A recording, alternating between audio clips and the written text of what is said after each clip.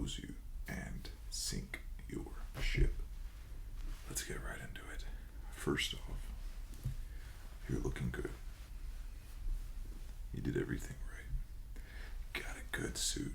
It's perfectly tailored. Everything is good. You've invested in high quality material, blah, blah, blah, blah, blah.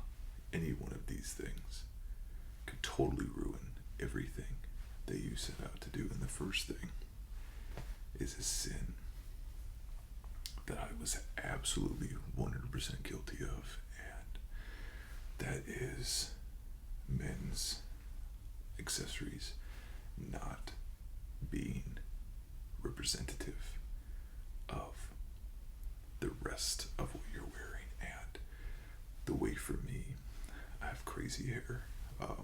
It's actually much shorter than it usually is, but it's pretty long and falls out all the time. And so I don't like using any products in my hair, because if I wet it and then I throw on a hat, it'll stay that way. So I'm always grabbing for a hat. And back when I was doing the suit, started wearing suits, I did not change my hats. And so what did I do? I wore a baseball cap. You tell me what you think. Does that look a little off? Or even worse? Yeah. So, first off, it's etiquette in menswear that if you are inside, you take your hat off. So you're only wearing your hat from point A to point B. And I've seen some people who unapologetically rock the baseball cap with a suit look. It's just, you might find one person that likes it out of 100 that are like, that looks really weird. The problem is, a lot of people don't like vintage hats because they're also really weird. So instead of a baseball cap, get an ivy cap, or I prefer a newsboy cap. This is 8 panel, 1, 2, 3, 4, 5, 6, 7, 8, and is a wool mix. And these to go with suits is very common. The newsboy hat was designed as a working man's cap. In England, was worn heavily. Everybody had a cap while they were still wearing their formal wear. So it's not weird, and it's totally acceptable to wear an ivy cap or a newsboy cap with a suit. And this is what I've switched to, because it's very similar to a baseball cap as far as the feeling, but it's actually acceptable, even though this is not a formal cap like you would find with the bowler hat or something like that. But it's acceptable to wear with the suit. And if you want to know more about these hats, I have another video about it's a roleplay video where I introduce to you some hats and tell you the history and what they're for, and how you can go shopping for one to match your face shape. So make sure you go to my page and find the video. I uploaded it a couple weeks ago.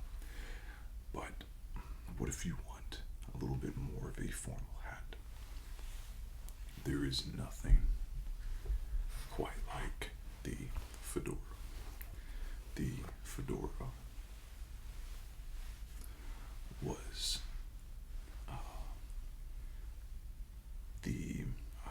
inspired by the Homburg hat, which was a very stiff hat and was super traditional and super fancy. This is not. The fedora is crushable. pack it. Take it with you anywhere you go. Comes in many sizes. What I would not recommend, which so many people have, they don't have fedoras. They have trilbies, and the difference between the two, you can see in my other video a little bit more, but the trilbies have a short brim that's curled upwards, and people call these fedoras, and they're not fedoras. This is a fedora. So that is mistake number one. If you are going to dress nice and you're going to wear a hat, which if you're going vintage, it's a must, because every man used to wear a hat. Or if it's raining outside, or if you have crazy hair like me, you're going to want to wear one. So, ivy cap, fedora. I even wear a bowler hat on occasion, which I love, and people love it too.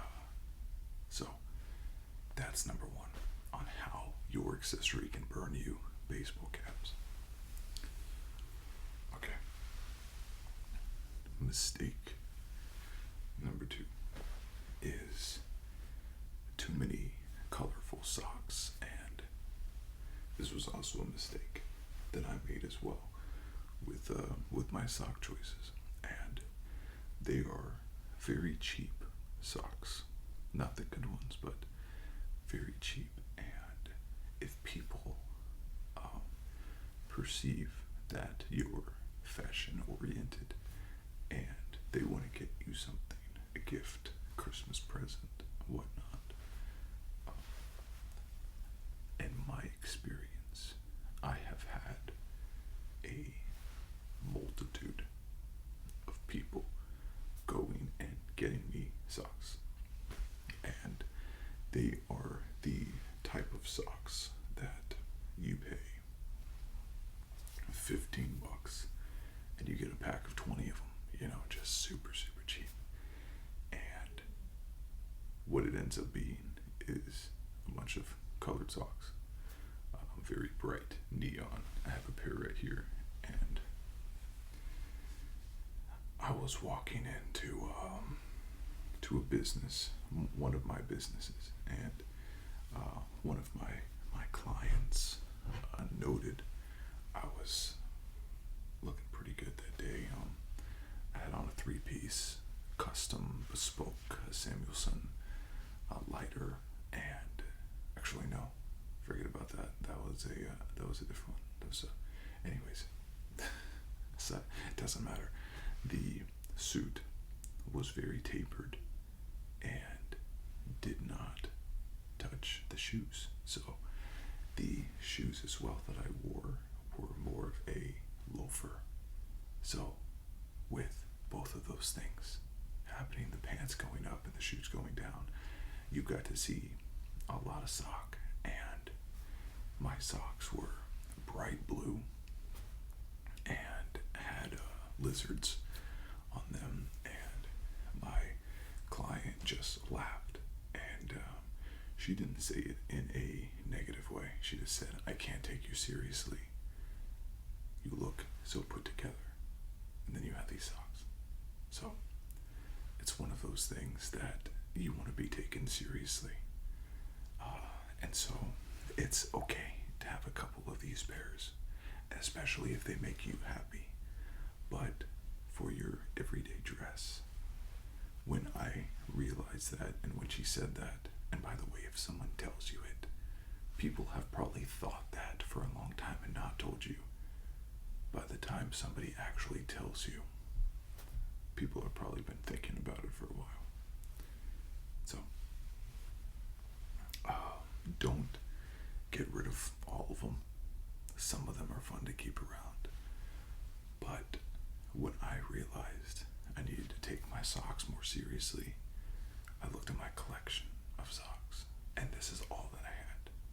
The frilly, fancy neon colors. How do you get around that?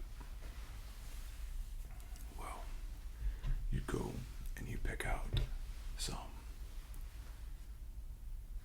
socks, but not crazy. You have subtle lines or dots. This is perfectly acceptable, but this is still businessy. So it's not something that you need to be overly concerned about having no pattern, because if you just get solid black socks, those are boring and I wouldn't recommend it. Have a little bit of playroom. These ones here are made by Boardroom Socks, and these are the over-the-calf model, which I will talk about in a future video. And if you're not subscribed to the channel, make sure you do so. So when I do talk about these things, you'll be notified. All right. Number 3. I don't have one of these to show you, but number 3 is the cheap tie, cheap pocket square combo. So I think one of the most common ways men get pocket squares and men get ties are in these cheap combos.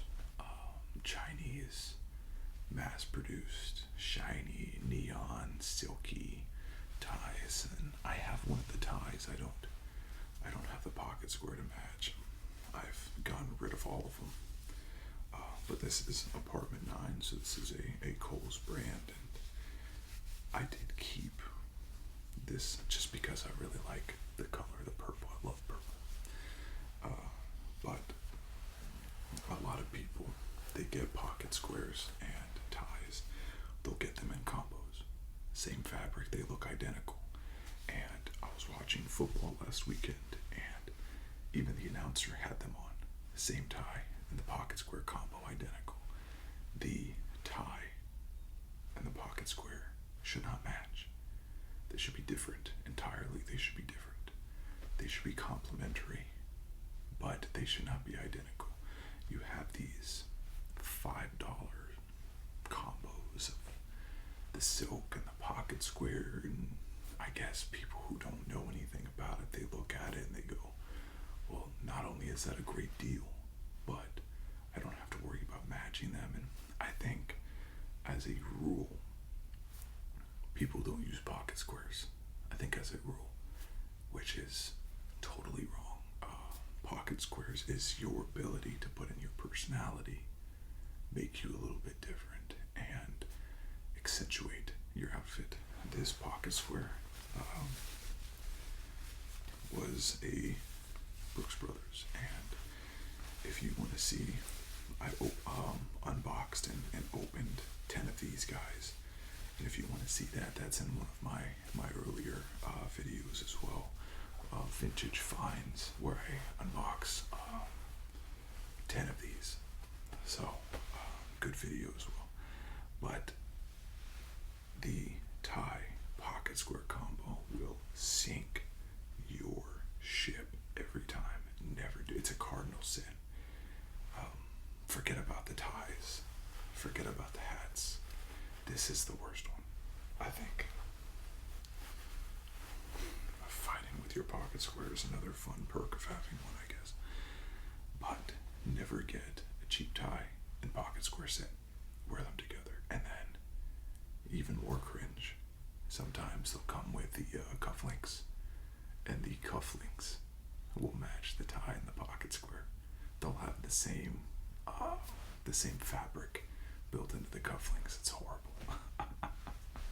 It's horrible. Never do that. Instead, invest in some good quality ties. This particular tie is a ketone. Ketones typically go for $300 or $400 new and up. But again, if you've watched me for any amount of time, what do? We buy used. We don't buy new. On the used market, get these 20, 30, 40 bucks. And these are what they call 7-fold ties. So if you look in there, you see all the extra fabric. Not only is this fabric a higher quality, there's much more of it. Most ties are just 3-fold ties. You have your main, fold, fold, and you're done. These have 7 folds. More fabric, more luxury, and they look bigger, they look better, and they look bolder. So, buy used.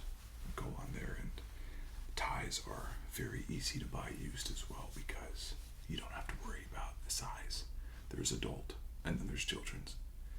If you want to, do double Windsors and stuff that require a big tie, then, obviously do that. But there's no reason. Beautiful tie, great price.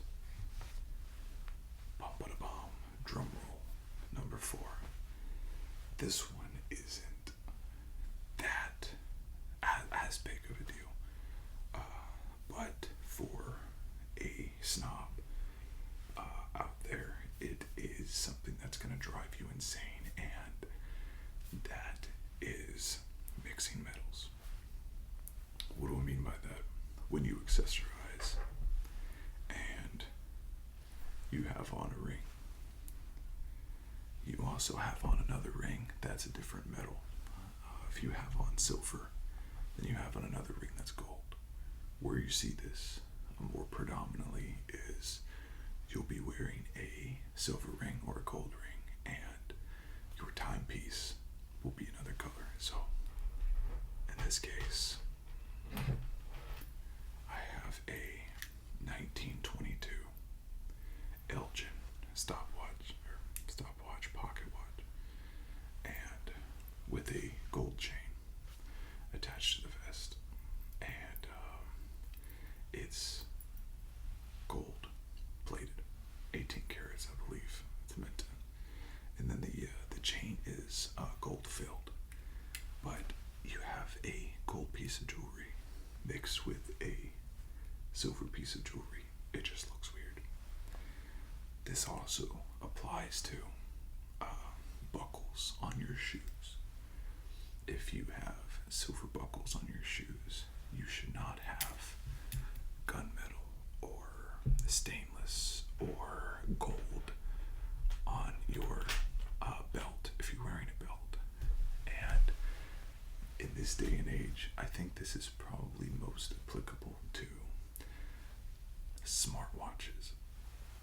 Smartwatches kill me when it comes time to dress nice and dress vintage and dress up. Smartwatches, and this is of course my personal opinion, smartwatches have no place in suits. They look tacky. They completely destroy. It's kind of like a lot of people, especially the snobs. It's the same way with belts. They would rather see people wear suspenders with everything because they say the belt breaks up the suit.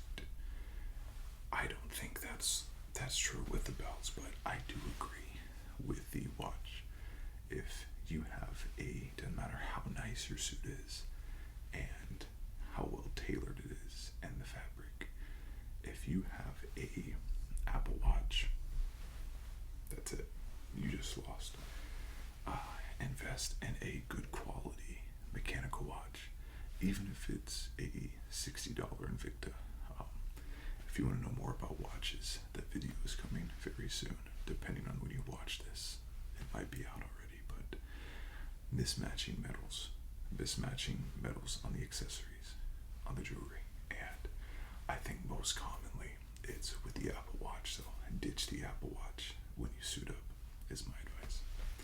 So let's go over them again.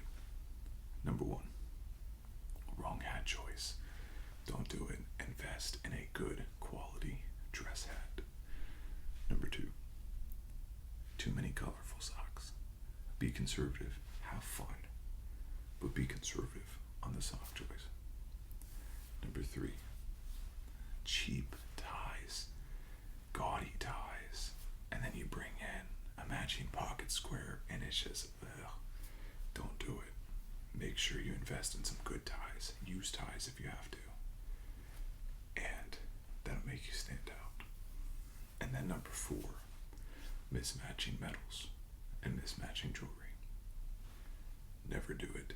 These things will sink your ship. So, as always, if you like the video, please consider leaving a thumbs up.